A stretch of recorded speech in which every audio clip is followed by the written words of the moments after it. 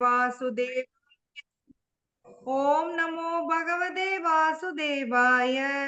नारायणं नमस्कृत्य नरं चैवं नरोत्तमं देवीं सरस्वतीं व्यासं ततो जयमुदीरयेत्। नष्टप्रायेषु भद्रेषु नित्यं भागवत सेवया भगवती उत्तम श्लोके भक्तिर्भवति नैष्टिकी। भगवद्गीதை 9ஆம் அத்தியாயம் 5வது ஸ்லோகம். நசமத்தானி பூதானி பஷ்ய மே யோகமைஸ்வரம் பூதப்ரன்னஸ பூதஸ்தோ மமாத்மா பூத பாவனஹ. மொழிபெயர்ப்பு படிங்க. மொழிபெயர்ப்பு மற்றும் பொருளுரை வழங்கிய பக்தி வேதாந்த சுவாமி ஸ்ரீலா பிரபுபாதருக்கு இருப்பினும் படைக்கப்பட்டவை எல்லாம் என்னில் நிலை பெற்றிருக்கவில்லை. எனது யோகத்தின் ஐஸ்வர்யத்தை பார். நானே எல்லா உயிரினங்களையும் காப்பவன் என்ற போதிலும், எங்கும் நிறைந்துள்ளவன் என்ற போதிலும், நான் இந்த பிரபஞ்ச தோற்றத்தின் ஒரு பகுதி அல்ல. ஏனெனில் நானே படைப்பின் மூல காரணம். பொருளுரை: அனைத்தும் தன்னில் நிலை பெற்றிருப்பதாக கூறுகிறார் பகவான். மஸ்தானி சர்வபூதானி. இதை தவறாக புரிந்து கொள்ளக்கூடாது. இந்த ஜட தோற்றத்தின் பராமரிப்பிலும் பாதுகாப்பிலும் அவர் நேரடியாக தொடர்பு கொள்வதில்லை. தனது தோள்களில் கோலத்தை தாங்கிக் கொண்டுள்ள அட்லஸ் சித்திரத்தை நாம் சில நேரங்களில் காண்கிறோம். மாபெரும் பூமியை தாங்கியுள்ள அவன் மிகவும் சோர்வாக தெரிகிறான். படைக்கப்பட்ட அகிலத்தினை தாங்கிக் கொண்டுள்ள கிருஷ்ணர் செயலை அத்தகைய சித்திரத்துடன் ஒப்பிடக்கூடாது. எல்லாம் தன்னை சார்ந்திருந்தும் தான் அவற்றிலிருந்து விலகி இருப்பதாக கிருஷ்ணர் கூறுகிறார். கிரக மண்டலங்கள் வானில் மிதந்து கொண்டுள்ளன. அந்த வானம் பரமபுருஷரின் சக்தியே. ஆனால் அவர் வானிலிருந்து வேறுபட்டவர், வேறு விதமாக நிலை பெற்றுள்ளார். எனவேதான் அனைத்தும் எனது அச்சிந்திய சக்தியில் அமைந்திருந்தும் பரமபுருஷ பகவானே நான் அவற்றிலிருந்து தனித்தே விளங்குகிறேன் என்று பகவான் கூறுகிறார். இதுவே சிந்தனைக்கு அப்பாற்பட்ட இறைவனின் வைபவமாகும். வேதாகராதியான நிற்கையில் யுஜ்யதே ஏன துர்கடேஷு காரியேஷு. பரமபுருஷர் தனது சக்திகளின் மூலம் சிந்தனை கெட்டாத அற்புதமான லீலைகளை புரிகிறார் என்று கூறப்பட்டுள்ளது. அவர் பல்வேறு திறன் வாய்ந்த சக்திகளை கொண்டுள்ளார். அவரது சங்கல்பமே சத்தியமாகும். இவ்விதமாக பரமபுருஷ பகவானை புரிந்து கொள்ள வேண்டும். நாம் ஏதேனும் செய்ய நினைக்கலாம், ஆனால் அதில் பற்பல இடையூறுகள் இருக்கும். சில சமயங்களில் நாம் நினைப்பதை செய்ய முடியாமலும் போகலாம். ஆனால் கிருஷ்ணர் எதையாவது செய்ய வேண்டும் என்று நினைத்தால் அவரது விருப்பம் மட்டும் போதும், அனைத்தும் பக்குவமாக நிறைவேறிவிடும். அவ்வாறு நடந்தது என்று கூட கற்பனை செய்ய முடியாது. பகவானே இந்த உண்மையை விளக்குகிறார். நானே ஜடத்தோட்டம் முழுவதையும் பாதுகாத்து பராமரிக்கும் போதும் நான் அதனை தொடுவதில்லை. அவரது பரம இச்சை போதும். அந்த இச்சையாலேயே அனைத்தும் படைக்கப்படுகின்றது, அனைத்தும் பாதுகாக்கப்படுகின்றது, அனைத்தும் பராமரிக்கப்படுகின்றது மற்றும் அனைத்தும் அழிக்கப்படுகின்றது. அவருக்கும் அவரது மனதிற்கும் இடையே, நமக்கும் நமது தற்போதைய ஜனமனத்திற்கும் இடையில் இருப்பது போன்று எவ்வித வேறுபாடும் இல்லை. ஏனெனில் அவர் பூரண ஆத்மா. பகவான் ஒரே சமயத்தில் அனைத்திலும் வீட்டுள்ளார். இருப்பினும் அவர் எவ்வாறு தனிப்பட்ட நபராகவும் விளங்குகிறார் என்பதை சாதாரண மனிதன் புரிந்து கொள்ள முடியாது. அவர் இந்த ஜட தோற்றத்திலிருந்து வேறுபட்டவராக இருந்தும் எல்லாம் அவரையே சார்ந்துள்ளன. இதுவே இங்கு யோகம், ஐஸ்வர்யம், பரமபுருஷ பகவானுடைய யோக சக்தி என்று விளக்கப்படுகிறது. ஹரே கிருஷ்ணா. ஹரே கிருஷ்ணா. தேங்க்யூ மாதாஜி. சோ இப்ப நம்ம முக்கியமான கட்டத்துக்குள்ள வந்திருக்கோம். 9வது அத்தியாயம். சோ 4வது ஸ்லோகத்துல இருந்தே பாத்தீங்கன்னா பகவான் தான் எப்படி இந்த பிரபஞ்சத்துல இருக்கிறேன் அப்படிங்கிறது சொல்லிட்டு இருக்காரு. சோ 4வது ஸ்லோகத்துல என்ன பார்த்தோம்னா இதே மாதிரிதான் கொடுத்திருந்தாங்க. எல்லா இடத்துலயும் எல்லாமே என்னில் இருக்குது, ஆனா நான் எதுலயும் இல்லை அப்படின்னு சொல்லியிருந்தாரு. எல்லா ஜீவனும் என்கிட்ட இருக்கு, ஆனா நான் இல்ல அவங்க இல்ல அப்படின்னு சொல்லுவார். சோ இதுக்கெல்லாம் என்ன அர்த்தம்னா அவர் தன்னோட சக்திகள் மூலம் அனைத்தையும் நிர்வகிக்கிறாருன்னு அர்த்தம்.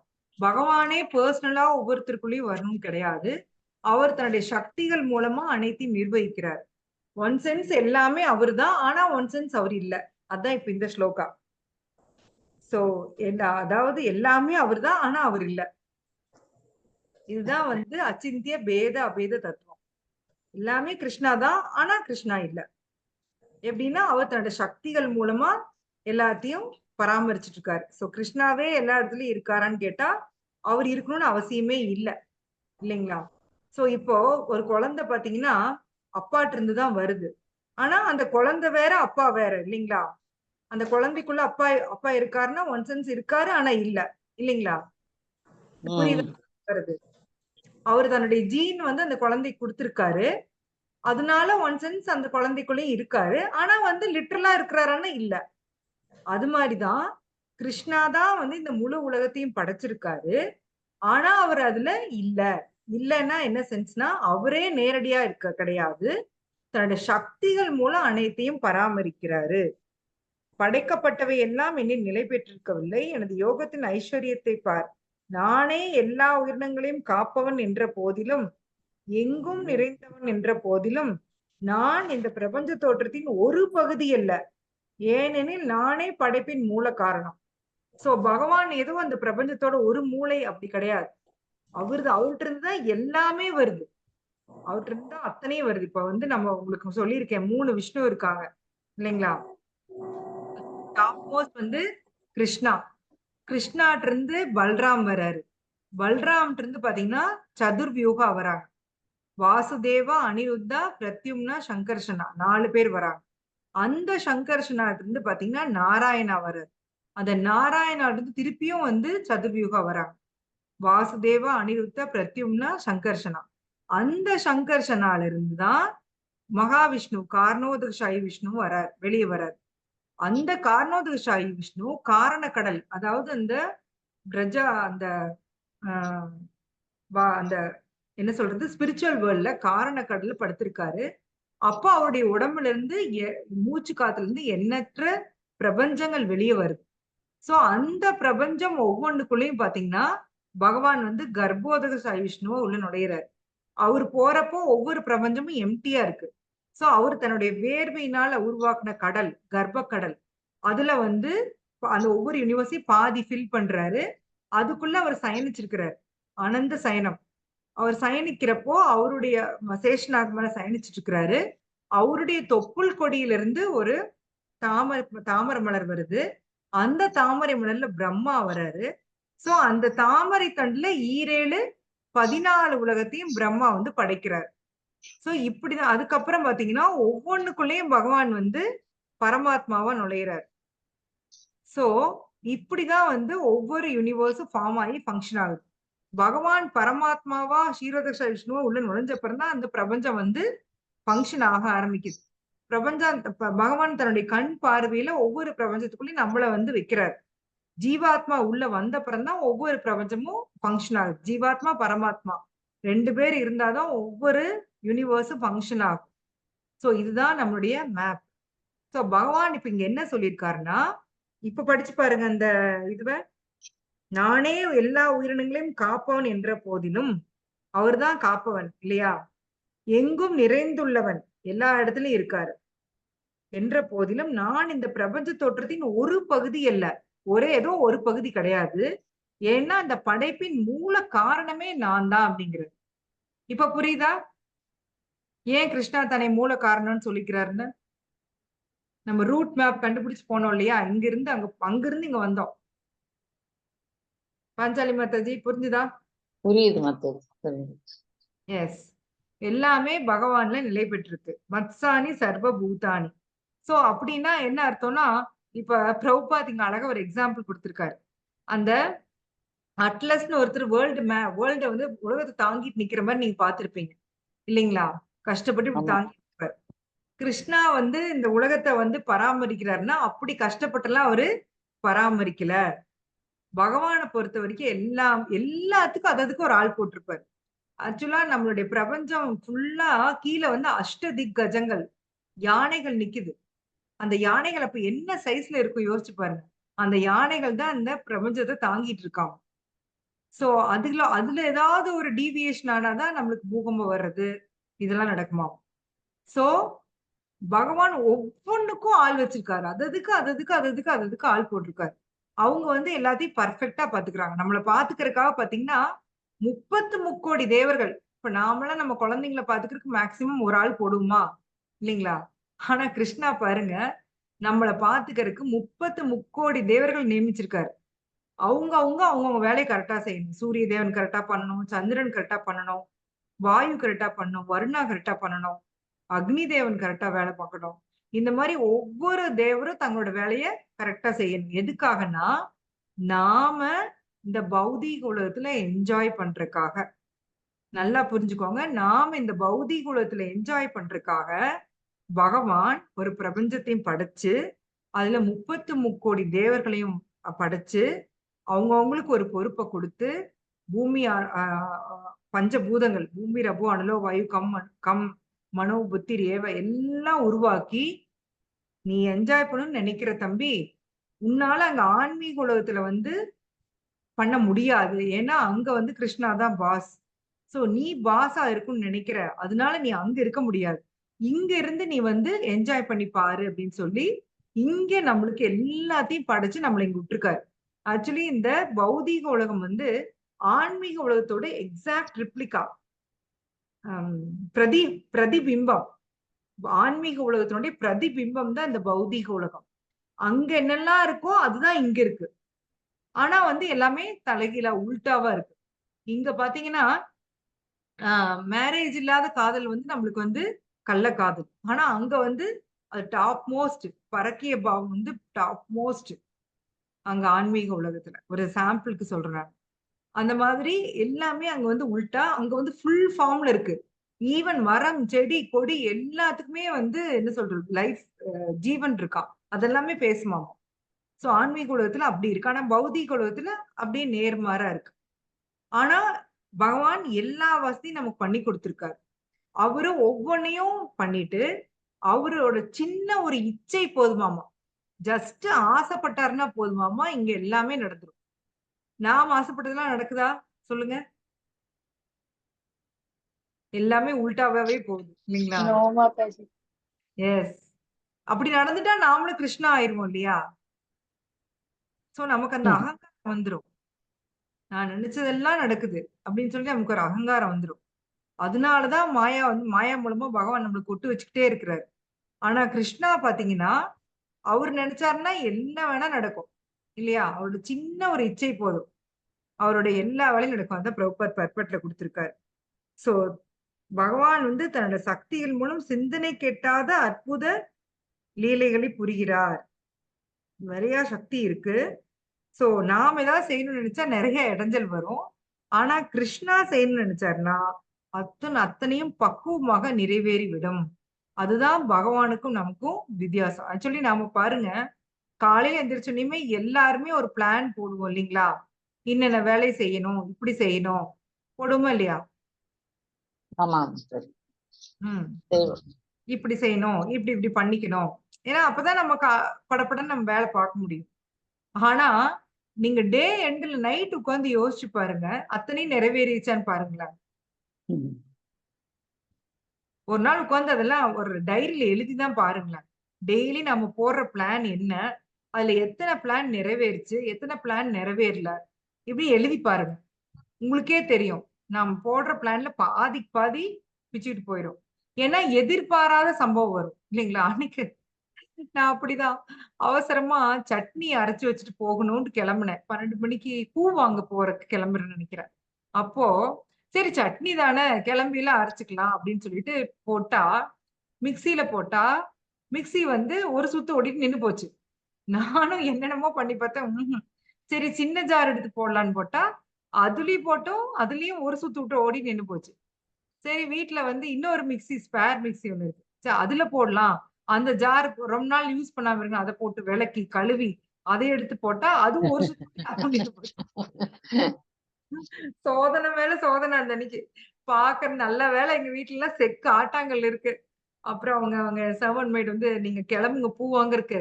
நான் எப்படியோ ஒண்ணு ஆட்டி எடுத்து வச்சுடுறேன் அப்படின்னு சொல்லிட்டு, அவங்க கொண்டு போய் மறுபடியும் ஆட்டி எடுத்துட்டு வந்தாங்க. சோ இது மாதிரி தான். இதெல்லாம் பார்த்தா ஒரு சின்ன சின்ன விஷயமா தெரியும். நாம ஒரு பிளான் போடுவோம். அது வந்து அதுக்கு ஆப்போசிட்டாவே தான் நடக்கும். பக்தர்களுக்கு வந்து மெயினா அந்த அனுபவம் இருக்கும். சோ கிளாஸ் எடுக்கிறவங்க எல்லாமே பாருங்க, பகவான் விருப்பப்பட்டால் அப்படின்னு ஒரு வேர்ட் சொல்லுவாங்க. நாம வந்து இப்போ ஒரு பக்தி சாஸ்திரிக்கே கிளாஸ் எடுக்கிறான்னா, அவங்க ஒரு 4 சாப்டர், 5 சாப்டர் எடுக்கணும்னு பிளான் பண்ணிட்டு போவாங்க. ஆனா, அவங்கள அறியாம டாபிக் டீவியேட் ஆயி அந்த அன்னைக்கு பார்த்தா அவங்க 2 தான் எடுத்திருப்பாங்க. அவங்களுக்கே தெரிஞ்சிருக்காது. டைம் போயிருக்கும். சோ, அப்ப அவங்க ஒரு வேர்ட் சொல்லுவாங்க. பகவான்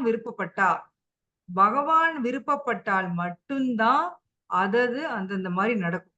நாம விருப்பப்பட்டோம் அப்டின்னா, எல்லாமே முக்காவாசி ஏற்குமாறா தான் நடக்கும். ஏன்னா, நாம எல்லாருமே மகாமாயாவோட கண்ட்ரோல்ல இருக்கோம். சோ மகாமாயா என்ன பண்றாங்க அப்படின்னா நம்மள வந்து முக்குணங்களை யூஸ் பண்ணி நம்மள டோட்டலா கண்ட்ரோல் பண்ணி வச்சிருக்காங்க. சோ அதனால என்ன ஆகுது அப்படின்னா நாம ஒரு மாதிரி நினைச்சிட்டு வருவோம். ஆனா விஷயங்கள் வந்து வேற மாதிரி நடக்கும். இதெல்லாம் ஏன் நடக்குது அப்படின்னா எதுக்காக அப்படி நடக்கணும் அப்படின்னா எதுவுமே உன் கண்ட்ரோல்ல இல்ல, அதை புரிஞ்சுக்கோ அப்படின்னு சொல்லி கிருஷ்ணா சொல்றாரு. நமக்கான மெசேஜ் அதுதான். உன்னால எதையும் கண்ட்ரோல் பண்ண முடியாது. எந்த விஷயமும் உன்னோட கண்ட்ரோல்ல இல்ல. இந்த 2 விஷயத்த ஒரு ஜீவாத்மா புரிஞ்சுக்கிறதுக்காக தான் இது எல்லாமே நடக்குது. ஒரு குடும்பம் ரொம்ப ஹேப்பியா இருக்கும். பாத்தீங்கன்னா, அந்த குடும்பத்துல இருக்கிற யாரோ ஒருத்தருக்கு உடம்பு சரியில்ல அப்படின்னா, டோட்டலா அந்த ஹேப்பினஸ் எல்லாம் கொலாப்ஸ் ஆயிரும். இல்லைங்களா? ஒருத்தருக்கு உடம்பு சரியில்லைன்னா குடும்பம் எப்படி ஹேப்பியா இருக்க முடியும்? அந்த ஒரு நபரோட கஷ்டம், நஷ்டம் எல்லாமே இவங்களையும் பாதிக்கும். சோ, அந்த மாரி தான் எதுவும் நாம எதிர்பாராத விஷயங்கள் நம்முடைய லைஃப்ல நடக்கும். எதுக்கு நடக்குது அப்படின்னா, நம்ம புரிஞ்சுக்கிறதுக்கு. ஒரு விஷயம் புரிஞ்சுக்கிறதுக்கு. என்ன விஷயம் அப்படின்னா, நான் கண்ட்ரோலர் கிடையாது. பகவான் கிருஷ்ணர் தான் கண்ட்ரோலர். அவருடைய ஒரு சின்ன இச்சை போதுமாமா, இந்த பௌதீக உலகம் படைக்கப்படும், அழிக்கப்படும், காக்கப்படும், அழிக்கப்படும். எல்லாமே நடக்கும். சோ அதுக்கு உதாரணம் நம்ம அந்த நாரதர் எக்ஸாம்பிள் அடிக்கடி பார்ப்போம் இல்லையா? நாரதர் வந்து எப்படி நான் உங்களுக்கு சொன்னேன். அது இன்னொரு ஸ்டோரி கூட சொன்னாங்க. நாரதர் வந்து உங்களோட மாயா சக்திய பார்க்கணும் அப்படின்னு சொன்ன உடனே, பகவான் வந்து அங்க போய் அந்த குளத்துல குளிச்சுட்டு வான்னு இத சொல்லுவாராம். அப்புறம் பார்த்தா வெளில வரப்போ இவரு ஒரு பெண்ணா மாறிருவாராம். அப்போ வந்து அந்த பக்கம் ஒரு ராஜா வேட்டைக்கு வருவாராம். இந்த பெண்ணோட அழகுல மயங்கி, இந்த பெண்ண கூட்டிட்டு போய் திருமணம் பண்ணிக்குவாராம். இந்த பெண்ணுக்கு வந்து நெறைய குழந்தைகள் பொறக்குமாம். பார்த்தீங்கன்னா, அந்த ராஜ்யத்துல போர் நடக்குது. அப்போ இந்த பெண்ணோட பசங்க எல்லாருமே வந்து செத்து போயிர்றாங்க அந்த போர்ல. இவங்க தலையில அடிச்சுட்டு அழுகுறாங்க. ஐயோ! என் குழந்தைங்கலாம் போயிருச்சே அப்டின்ட்டு. அதுக்கப்புறம் பார்த்தா, அவங்களுக்கு அந்த திருப்பியும் அந்த ஏதோ தண்ணிக்குள்ள விழுந்துருவாங்கன்னு நெனைக்கிறேன். ஏதோ சாகறதுக்காக சூசைட் பண்ணிக்க ட்ரை பண்ணுவாங்க. அப்புறம் பார்த்தா இவங்க எந்திரிச்சு பார்த்தா, இவங்க வந்து நாரதரா இருப்பாங்க. சோ பகவானுடைய மாயா சக்தி வந்து அவ்ளோ பவர்ஃபுல். ஒரு பியூர் டிவோட்டியான நாரதரே மயங்குறாரு. ஈவன் சிவபெருமான். அவரு வந்து மோகினி மூர்த்தி. பகவான்ட்ட நான் மோகினி மூர்த்தி பார்த்தே தீரணும் அடம் பிடிப்பாரு. பகவான் அப்போ சொல்லுவாரு. "வேண்டாம், பார்த்தீன்னா உன்னோட கண்ட்ரோல விட்டுருவ. வேண்டாம், வேணா சொல்லவும் நான் பார்க்கணும், நான் பார்த்தே தீரணும்" அப்படிம்பாரு. சரி வேற வழி இல்லாம அந்த மோகினி மூர்த்தி ஃபார்ம காமிச்ச உடனே, சிவபெருமான் பித்து பிடிச்சு அந்த மோகினி மூர்த்தி பின்னாடியே ஓடுறாரு. இத்தனைக்கும் எல்லார் முன்னாடியும் தன்னோட ஒய்ஃப் இருக்காங்க. அங்க வந்து அவருடைய ரிஷிகள், அவருடைய ரெகுலரா இருக்கிற அந்த ரிஷிகள், எல்லார் முன்னாடியும் பைத்தியம் மாரி ஓடுறாரு. மோகினி மூர்த்தி பின்னாடி. சோ இது எல்லாமே லீலா. பகவானுடைய மாயா எவ்ளோ ஸ்ட்ராங்கு அப்படின்னு காமிக்கிறதுக்காக நடந்த லீலா. மோஸ்ட் கண்ட்ரோல்டு பெர்சன் யாருன்னா சிவபெருமான். அவரே அப்படி. அவர் பார்த்தீங்கன்னா, அவர் எதுக்கும் ஆசைப்பட மாட்டார் இல்லீங்களா? மயான சாம்பல் எடுத்து தன்னோட உடல்ல பூசிட்டு இருக்காரு. தனக்குன்னு ஒரு பெருசா ஒரு கிராண்டான ஒரு இருப்பிடம் அவருக்கு கிடையாது. ரொம்ப சிம்பிளா தான் வாழுவாரு. அப்பேற்பட்ட சிவபெருமான், எல்லா இதையும் வந்து அடக்கி அவ்ளோ ஒரு யோகம் பண்ற சிவபெருமான், மோகினி மூர்த்தி பார்த்தோனயும், அவங்களுடைய அழகுல மயங்கி அவர் வந்து பின்னாடியே ஓடுறாரு அப்டின்னா, இது எல்லாம் வந்து நமக்கு விஷயம் சொல்றதுக்கு தான். அவரே அப்டின்னா, நீ எல்லாம் எம்மாத்திரம். பகவானோட மாயா அவ்ளோ ஸ்ட்ராங்கு. அத புரிஞ்சுக்கிறதுக்கு தான் வந்து பகவான் இது எல்லாமே குடுக்குறாரு. சோ நம்மளால வந்து மாயா மீறி எதுவுமே பண்ண முடியாது. ஆனா பகவான் அந்த மாயா சக்திக்கு அப்பாற்பட்டவர். அவர வந்து மாயா வந்து எதுவுமே பண்ண முடியாது. சோ பகவானுக்கு பின்னாடி மாயா வந்து ஒரு நிழல் மாரி இருக்காங்களாம். அவங்க போய் பகவான டச் கூட பண்ண முடியாது. சோ இப்போ உங்களுக்கு அது டிஃபரன்ஸ் புரியும்னு நெனைக்கிறேன். நமக்கும் பகவானுக்கும். சோ அவரு அதான் சொல்றாரு, யோகம் ஐஸ்வரம். என்னுடைய புரிந்து கொள்ள முடியாத சக்தி அப்படின்னு பகவான் சொல்றாரு. அந்த புரிந்து கொள்ள முடியாத சக்தி மூலமா நான் இந்த பிரபஞ்சம் முழுதையும் நான் நிர்வகிக்கிறேன் அப்படின்னு சொல்றாரு. கிருஷ்ணா டைரக்ட்டா டிக்ளேர் பண்றாரு. இது எல்லாமே என்னுடைய படைப்பு. நான் தான் இது எல்லாத்தையும் பார்த்துக்கிறேன். என்னோட சக்திகள் மூலமா பார்த்துக்கிறேன். சோ என்னோட சக்திகள உங்களால புரிஞ்சுக்க முடியாது. அதான் யோகம் ஐஸ்வரம். இதெல்லாம் சொல்லிக் குடுக்குறாரு. இத்தனையும் கேட்கறாங்க, படிக்கிறாங்க, பகவத்கீதைய படிக்கிறாங்க. ஆனா வந்து அவங்களால கிருஷ்ணா காட்ன்னு ஒத்துக்க முடியல. இது என்ன ஒரு மிஸ்பார்ச்சூன் பாருங்களேன். எவ்வளவு ஒரு பேட் லக் பாருங்க அந்த ஜீவாத்மா. இன்னும் நெறைய பேர் அப்படி சுத்திட்டு இருக்காங்க. எல்லாம் சரி. ஆனா கிருஷ்ணா வந்து பகவானுக்கு உருவம் இல்ல.